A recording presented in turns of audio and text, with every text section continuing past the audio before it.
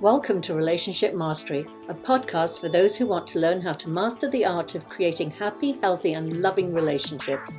Please join me, Adey-Jones, and my co-host, Barry Selby, each Tuesday at 1 p.m. Pacific for a lively and informative conversation on everything to do with relationships. Hello, everybody. Thank you for joining us again for another great chat. Barry's laughing. Why are you laughing, Barry? Well, let's continue from last week's episode. There's some juicy stuff to unpack. Yes, there is, exactly. So we touched on it last week. I think I was sharing that when I went through my divorce, one of the things that really helped me was a book by Debbie Ford called The Spiritual Divorce. Mm-hmm. Let me see here. Divorce as a catalyst for an extraordinary life. This is the old version. You can get a softback now, but it really helped me because divorce can be devastating on so many levels. I mean, your whole life is disrupted, and especially if you have children, their life is disrupted. They can often take it personally that it's not just like my parents are separating, but there's something wrong with me. My father or my mother doesn't want the family unit anymore. So you're struggling with trying to maintain your own peace and your own sanity, as well as care for children. And again, it doesn't have to necessarily be if you have children. It just is a huge upheaval in life. I think it's second to death. I think there's death, divorce, moving, and losing your job, or something like that in emotional events in your life that can really cause a lot of distress and a lot of upset. Yeah. So I wanted to go further into, well, first of all, I'll read what the 7 spiritual laws are that Debbie talks about, and then we'll go into each one. But first of all is the law of acceptance, mm-hmm. The law of surrender, the law of divine guidance, the law of responsibility, the law of choice, the law of forgiveness, and the law of creation. So yeah, I told you, I did it. I went through the course myself for my own, healing and sanity. And it was so profound. I ended up training in it because I just thought this is life-changing for people. Mm-hmm. So many people around me, including myself, struggling. And this was the way out for me, the way out of my suffering. So I mean, I know you've never been married, but have you ever experienced divorce on like a first-hand cases? Obviously your parents didn't divorce, but have you ever been dating somebody that's had a divorce? Or I have both dated someone going through a divorce and been with somebody who has been divorced, and also even growing up I remember neighbors who went through that. And it was just perspective for a point. I grew up in a cul-de-sac in a small town in England, and when one of the couples next door neighbors got divorced, it was like a lightning bolt went through the whole of the cul-de-sac because nobody had been divorced before. It was like a game changer for the whole, like, everyone was like, what is this thing? Yeah. And it was such a shock, especially, I mean, I was probably about 8 or 9 years old at the time. And so it really hit me very heavily about this. And the experience, even though it wasn't personal, it was community. Mm-hmm. So it is that very interesting way of looking at it, because that's not normally the way both to go through. But going through as an adult with partners who've been through that, it's been a spectrum of experiences, to be honest, because there's a variety of how people go through stuff. And so the thing I said earlier when I sort of jumped on your words, which I apologize for, is about going with kids through divorce. One of the challenges for a lot of kids sometimes is they feel responsible for the divorce, which we could talk about another time as well. But that was something I want to bring in there as well. But the thing was, those spiritual laws you talk about, every single one of them is going, yep. They all make total sense. And I think it's also true people who lose, who depart from a long-term relationship of any sort. It could even be, to be blunt, even a family breakup where, like, you decide you want to be with your siblings because your family's doing one thing and you're doing something else. So I can see how each one of these principles can be very helpful for any sort of divestment, not necessarily divorce, but divestment from that sort of connection. So yeah, this is going to be a good episode. Yeah. And you bring up a couple of things, and it's so interesting. Divorce does impact community. It impacts the other couples. Not only do they sometimes feel they have to choose between one or the other, they also realize how fragile their own relationships are. And they start to question, this happened to me? I mean, because usually not usually, but there can be couples that one couple is like, I never saw it coming. You have to wonder, how asleep they were in the relationship necessarily. Yeah. Or maybe their partner was just had hidden that part of them, their dissatisfaction, their feelings of this might not be what I want, or whatever it is, that somebody is blindsided. So just take each one. Well, first of all, I would say acceptance is, and again, as you said, this can go for anything, any breakup, any loss, any grieving. These spiritual laws are basically about grieving and how to move through it and come out the other end in the most sane way possible. So the law of acceptance is when we just accept what is, that we don't go into denial, we don't go into resisting the reality that we live in a fantasy of maybe this is temporary, maybe I can win them back, maybe they'll leave and they'll realize what they've given up, and you can prolong this whole journey of grieving and moving through the grief by being in denial and by not accepting what is. It is. As I say, the thing is that when that divorce happens, just common denominator for this conversation, the person who didn't choose it, it's like their whole world's been shattered. And they're almost sitting there going, I've got to pick up all the pieces and put them back together again. Because they don't know, they don't want to accept the new reality. They're so attached to what was. And because they didn't choose the divorce, or they're in denial, as you said, about it happening, they're looking for any way they can to reconstruct what is no longer possible. Yeah, exactly. I always say denial is, it's a part of our human nature that serves a purpose. Sometimes the whole reality of what is happening is just too much for us to accept. And we have to sort of buffer our reality with a little bit of denial as we can slowly start accepting what is. So when I say the law of acceptance, it's not a judgment of like, you better accept it or not. It's just to be aware, again, that word awareness of what we're doing. Are we going into fantasy and creating a scenario where everything goes back to what it was? Or are we beginning to let the reality sink in and learning to accept that, the relationship has changed form? I mean, if you've been married, and certainly if you have a family, it's not going to end, it's going to change form, but it still exists. It's just not in the same way as it was. And to how to navigate that with the least amount of fallout, especially if you have children. And in-laws, I mean, when you're married or when you've had a long-term relationship with someone, families become intertwined. It's not just a couple that's separated. Friends, as I mentioned earlier, they are involved and invested. So it's a big upheaval for everybody involved. So I think that's one thing as well is in a sense what part of that as well is not just to be, well, I would say one of the things you want to understand is about how to be present, because the challenge with this also with the denial is that we spend a time in the future or the past making things up or denying what's happened. And to be present is one of the hardest things to do, because it's almost like, because when we're present, that's when I think the fear comes up about getting too hurt. Like we can't face facts because it's going to be too painful. So we'll avoid it by going into the past or into the future. So being present is part of this first step of reality of, well, this is what is. Now we can take a step forward. Yeah, you bring up an interesting point. We're going to touch on that a little bit later. And that is under the law of choice, because our suffering is directly due to our thinking about. So acceptance means accepting that the relationship has changed. The narrative we add to that, what it means about us. Oh no, that's a whole other thing. When we say acceptance, it's just accepting that the relationship is changing form, not and to catch yourself. But I'll get to that one in a minute. But the second one is the law of surrender, and that is letting go of the need to control. Now, it doesn't mean surrendering in the sense of, if you are heading for divorce, that you wear your emotional cap and you don't have your business cap on, because often if we are highly emotional during our divorce, we can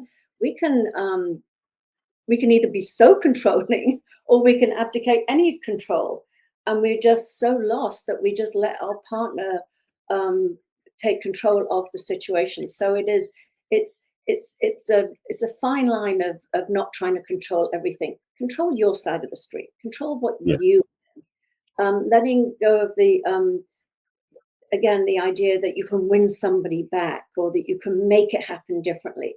You know, the law of surrender is surrendering to, and we talk about this a lot too, that, you know, sometimes what's happening is not what we want, but it's what we need for our spiritual growth. So Yeah. it is surrendering to a higher power. It's surrendering to a bigger picture that we, as human beings in our, you know, spiritual beings in our little human suits, we don't get to see the big, big picture. I remember I was at USM when I was going through my divorce, and we'd done this living vision scene, and I'd written about how I was going to be, you know, with my grandchildren and everything. And then when my divorce happened, I was like, I was so pissed off with God and everybody or universe, whatever. I was like, wait a minute, that wasn't my living vision. You weren't listening, you know. And at the time, it felt really painful and bad, and but now I look back and it's like, no, that was the best thing that could have ever happened to me. I mean, we were not well suited. We were not good for each other. We didn't bring the best out in each other. And yes, there was a lot of pain. And unfortunately, the children do, you know, suffer through a separation and a divorce like that. But it was definitely for my highest good, even though I resisted it at the time. Oh, And yeah. that brings me also to the divine guidance, the really listening to your inner wisdom, that trust that this didn't happen against us, this happened for us. So The thing with that is that really you have to surrender to hear that inner guidance, because for most of us, we love being in control. And surrender is the opposite of that. The antithesis, like to surrender control is almost like, you want me to do what? So, because surrender really is, actually, to be honest, one of the pieces about this with surrender isn't about giving up control. It's realizing we didn't have control in the first place. just about to say control. Yeah. I mean, my God, when did we ever think we were in control? We are so egotistical. We really truly believe that, you know, unless we're efforting and steering and doing all of these things, that, you know, that the world's going to fall apart without us controlling everything. The thing is that control is really, the false sense of control Yeah. is also tied to the false sense of power, because we think we're in charge, we think we're having a handle, we think we're in power. And when we discover we don't, it can be really disorienting as well. So surrender is the graceful way of doing that versus, you know, all the negative things that can happen. Yeah. And I'm not saying, when I say we don't have control, I think we do have control over the actions we take, of And the course. feelings we express, yeah. And the feelings we express, did you say? The feelings we express, we have control over our feelings. Yeah. Yeah, feelings, you know, they're just going to come, whether we like it or not, they're going to come. But how we act out on those feelings, how we respond is within our control. So I don't want to send a message out there that we have no control. So if we're behaving badly, it's, hey, not my fault. You know, it's like no, we have control over our actions. We have control over what comes out of our mouth. But as far as world events are concerned, we don't have the control we think we have. As we say, bigger. Yes. And the other thing is, and this is huge, and it's not something that people like to hear or want to even venture into, especially if they're feeling hurt, wounded, deceived, betrayed, whatever it is. But taking responsibility for some part of the breakup of the relationship. And so many of us want to go, well, it wasn't my fault. I didn't do anything. I was perfect. Well, you know, we can all look back and think, you know, with hindsight, not to say that the relationship maybe could have been saved, but it's important to see what you would choose to do differently next time. Right. And that is a very empowering place to be. When you're blaming somebody else for everything, you have no power. You were completely at the mercy of everybody else. But when you can see your own actions and how they contributed, it's not blame. It's just like, oh, I you know, on reflection, I would choose to do that differently next time. Right. The thing on that is, it's it is sometimes a lot easier just to play victim, and so they can be not responsible to us. Like I'm putting, it's like putting it, lying back with the hands and feet in the air, saying I can't do it, it's not my fault, sort of thing. But the reality is, responsibility. That I remember doing a seminar years and years ago. We talked about 3 basic levels of understanding what responsibility is. One of which is, and this is what most people think, is when you're responsible, you have full control and you created the situation, which we none of us want to accept that one. No way.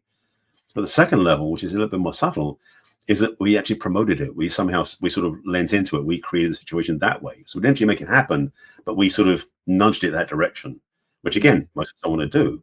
But the third option, which is the most subtle, but also the most insidious, is we allowed it to happen. And because we saw things happening, we didn't do anything about it. When we look back in hindsight, which is 2020 for most of us, we saw the signs of what was coming months ago, years ago, and we did nothing to change it. So we allowed it to happen. So it's our lack of responsibility there. So being responsible means, what did I do to contribute to this, or at least allow it to happen so I didn't change it? Because then it gives us back responsibility and it gives us back our power. Exactly, 100%. I mean, I'm just thinking back to, past. I'll use a generalization. Some of my past relationships where the writing was on the wall.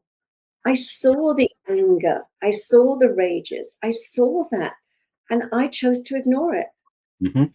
And I think we touched on this last week, where you might have an affair with a married person, and all of a sudden, that person leaves their spouse for you. You get married, you're together, and then a couple of years down the road, you find out that they're cheating, and it's like, well, they always were a cheater. It's just you're not that different. You're not that special that you changed this person's core values or the way they think and the way they operate in a relationship. And again, it's not blame. It is taking responsibility so that you feel more empowered to move on in life and just say, well, that's, that one I'm going to put a pin in that one, and just like remember that, people, they're often the signs of who they are pretty evident very early on in the relationship. But we again, that denial, we go into denial, we want it, it's our desire, our needs, our wants override our intuition and our guidance that is always there. So again, it's that's the responsibility can come in many different forms. And then the fifth law is the law of choice, and this is the one where I really want to emphasize that the choice we do have, because choice and control can often seem hand in hand here, is that we can choose to use say we were left, say our partner left us.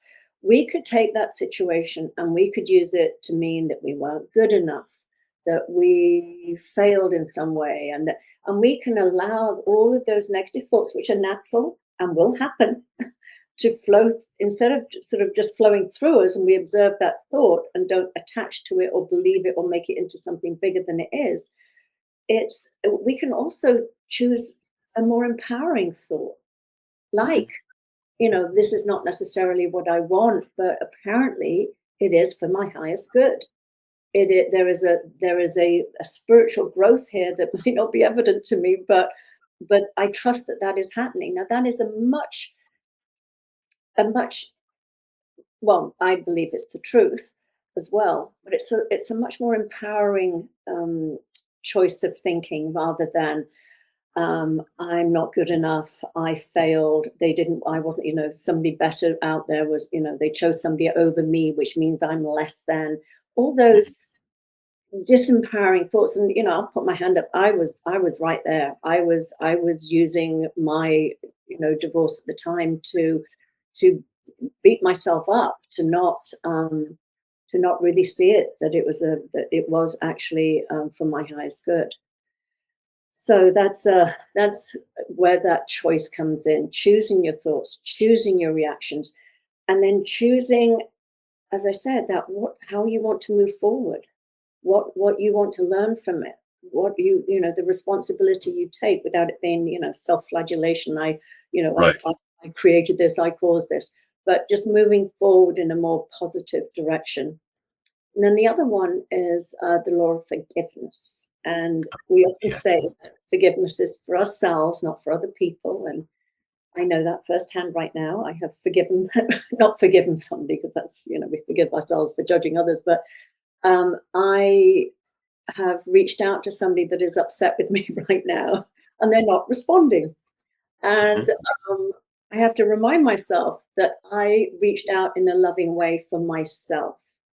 How they respond to that is that's their choice. I have no control over that.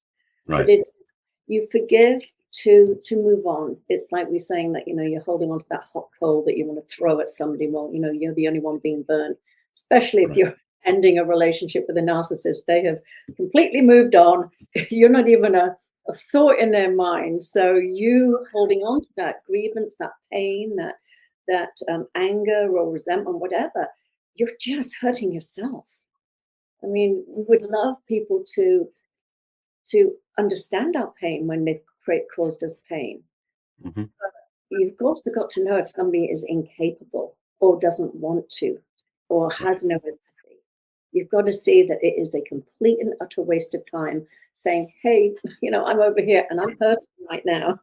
They're not interested. So give yourself, do yourself a favor and just, they did the best they could. It wasn't good enough to create a healthy relationship, but they, as we said, the signs were there early on, chose to ignore them, and just forgive and move on, but for yourself, not for the other person.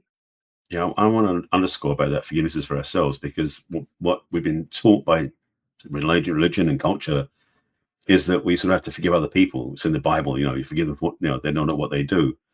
Well, what about forgiving ourselves because we don't know what we're doing? Why not forgive ourselves because we made mistakes? The challenge is, for most of us, is we either are thinking we're always perfect so we don't make mistakes, or we're so bad we always make mistakes, but neither one of them is good. Forgiveness is basically taking both of those, saying, you know what, it's okay not to have that. It's okay to be kind to ourselves, because frankly, forgiveness is a real act of kindness to ourselves, compassionate, caring, supporting ourselves. I love referring to Richard Bach's book, Running from Safety, which talks about how he's healing his relationship with his inner child because his inner child was locked in a prison cell that he created for it. That basically the forgiveness was to let the kid know he can undo the door himself and let himself come out of the prison cell, because the lack of forgiveness is imprisoning ourselves. So when we do self-forgiveness, it's like letting ourselves out of the jail cell that we put ourselves in. So it literally frees us from the past. Yeah.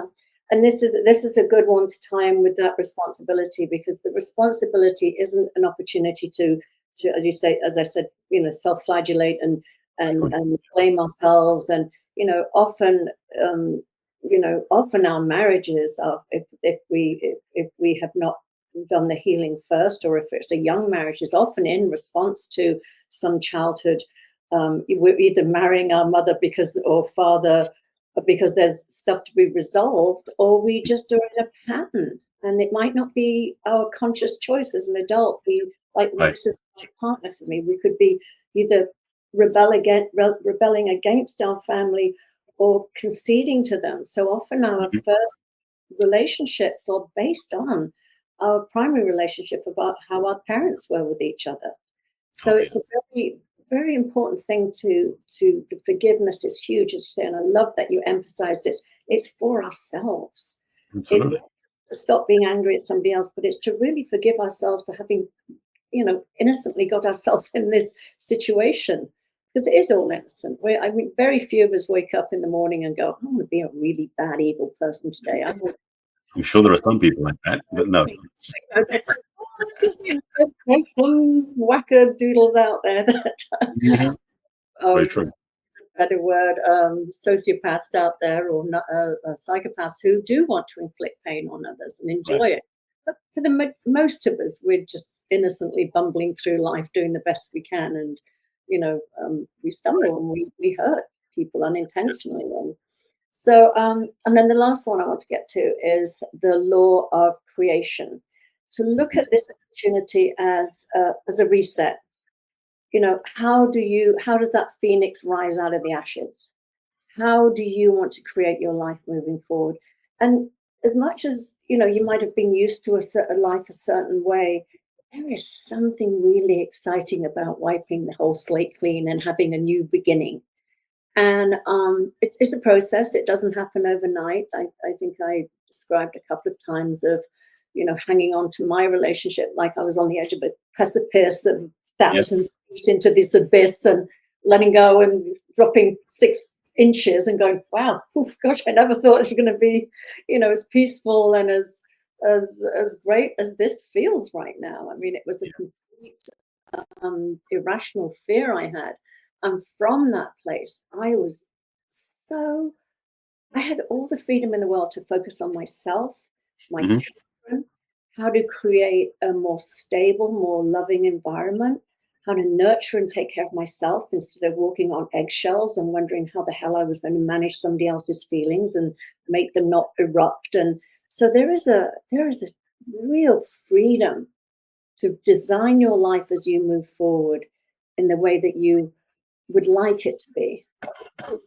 The life that you had to work within the confines of a relationship that wasn't working, or a painful relationship, or an abusive relationship. Well, the thing about this step of creation, as you said, like being a clean slate, the clean slate can only happen if you've done all 6 steps before this. So the sequence makes a lot of sense because now you've done all the healing work, you've made peace, you've come to balance with yourself, you've forgiven yourself, you've taken responsibility and all these different things along the way. Now it's a place of going, what's next? Which is where creation happens most beautifully because, like you said, with the clean slate, you're not creating from reaction to what happened. You're not creating from attempting to go back and fix it. You're creating from a new clean space where you're basically in the present moment, like I said earlier. You're not being pulled either way or the other. You're actually present now, and that's the best place to create what you really want. And yes, you can sometimes use what happened in the past as the cautionary tale not to do it again. But the rest of it is all like, well, what do I really want? So it's not coming from a place of like what I don't want. It's like, no, what do I really want? So this step is such a key one because some people, unfortunately, go through the divorce, go through the breakup, and they're stuck in that limbo afterwards. And having an understanding that you can now move forward with freedom without anything tying you down or holding you back is a gift you may not have given yourself. And that's why it's so important to give yourself time after the end of a relationship to really get in touch with as we said, well, first of all, to do all the healing necessary, but to really nurture yourself, to really, really take the time to not just jump into another relationship, because quite often Right. you'll find that the next relationship is a very similar type of person. If you haven't done the work, you're going to draw in exactly the same scenario. It might look different, might taste different, might sound different in the beginning, but guaranteed, if It's you going to haven't come done up. the work, it's going to be the same. Same Yes. issues are going to come up, and others. But yeah, that is really I would say, there isn't really a law for it, but just really take that time, really take the time to, and especially if you have children, their life, they don't have all these conscious tools that you have. Their life has been disrupted. They have to adjust to now possibly living in 2 separate homes, not the one home. I mean, I know that was huge for my children, was like, I don't want to wake up in a bed in his house. I want to wake up in my own bed. And it was very traumatic for them just to have to split their time between 2 houses, and then witnessing new relationships. I mean, I was very, very aware that, I wanted my children to just feel stable, and for myself too. And it took that time. And I think I even mentioned I took probably about 9 months, a year off the first time, and then started dating again and realizing, oh my God, I'm still attracted to the same type. Back to being alone for a while to really Yes. understand what on earth it was that I was doing. And really I was attracted to, well, I was going to say my father, who was absent. So yes, that was one part of it. But I was also attracted to something in my mother that was unhealed as well. So yeah, just take the time. Um, it can be a wonderful opportunity for a reset and a new life that you're more conscious and that you design, rather than that you just habitually fell into because of childhood patterns. And on top of that, also, it's okay to be alone because some people, after a long relationship, long marriage, being alone is so scary and so alien, they don't want even to consider it. But the reality is, when you are on your own company with nobody else in control or in relationship with that, there's a sense of freedom you might discover you never had before. And Yeah. that way you can choose, like I said earlier about the power of choice. that choice can come from that freedom. And so spending time valuing and enjoying who you are as one person will be the biggest gift you can give to yourself. Yeah, absolutely. I love that. It really is. And when you come from that place of being so happy when you're alone, you don't tolerate BS anymore. You don't. Correct. You are empowered. You know that being alone is wonderful, and from that place you attract the right relationship. Exactly. Wow, that was a It's a relate conversation. conversation. So anyway, thank you so much, everybody, and we will see you next week. See you next week. Bye. Bye-bye. We trust you enjoyed this episode and invite you to share this with your friends and loved ones. In fact, please subscribe to our Relationship Mastery podcast. That way you'll get each new episode fresh and shiny as soon as it is released. We'd love to hear from you as well, so go ahead and enter your questions and comments at relationshipmastery.show. Take good care. We will connect with you in our next episode of Relationship Mastery.